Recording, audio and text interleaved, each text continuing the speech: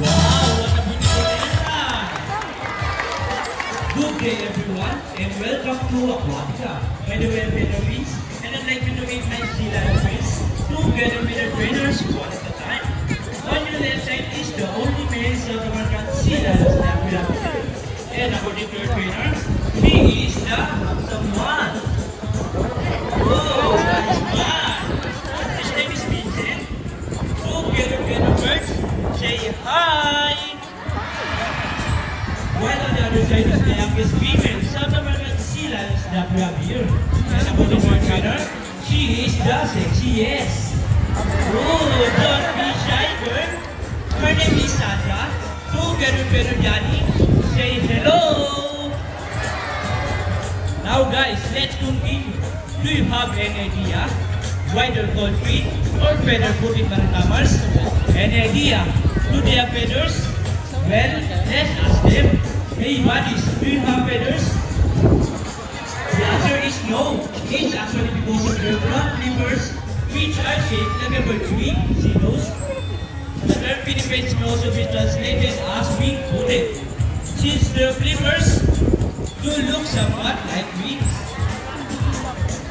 In fact, they appear to be flying underwater as they swim from place to place, right, Silan friend? And did you know, they're often mistaken like the seals because they look very much alike.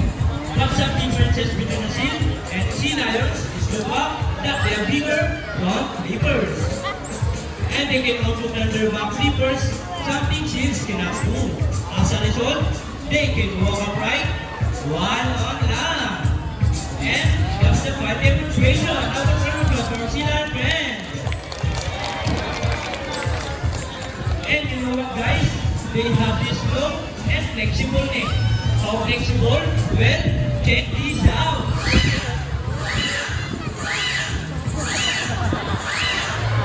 So flexible, right? How about for sea lion friends? And as you can see, their body is covered with a thin coat of short coarse hair.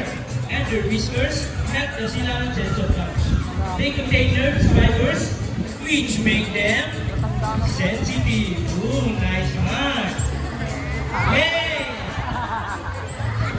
They can use their whiskers to aid in navigation, or to detect vibration from in the water. And their small external ears give them a good sense of hearing, both above and below the water surface. Sea lions, like penguin mammals, can see with both above and underwater. And the vagina is side on. No color vision. In the wild, they have been almost close to shore. The land walking lives with tide pool and mountain preference for rocky beaches. They have excellent climbing ability, which can easily scale rocky cliffs. Check this out. Now, let's talk about the swimmer abilities and start with Vincent, the handsome one. Sea lions can generally cruise at around 11 miles per hour using the rowing movements of their front flippers, while their back flippers are stretched out behind their bodies, functioning as rudder for steering. And that is their normal swim. Nice and easy. Thank you so much, Beach and Trainer Birds. But when chasing their prey or escaping from predators,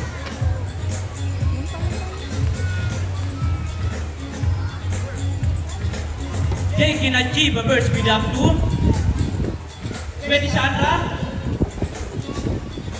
25 miles per hour. Wow, look at that.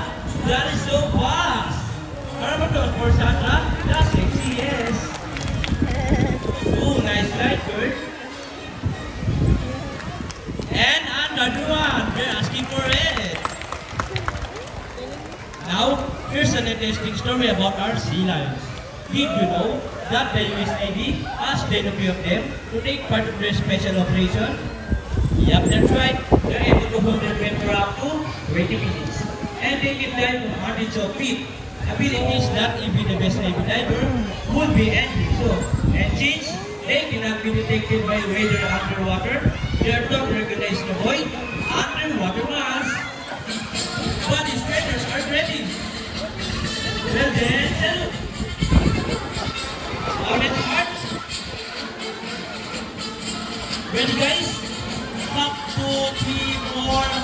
salute. This time, when you please learners sila ni salute, in a count of 3, everybody please salute and make this one loud. People on the crowd, are you ready? Hey guys, I can't hear you. Are you ready? Now let's count. 1, 2, 3, salute everybody. Thank you so much. Sea lions are also used to search and recover equipment from the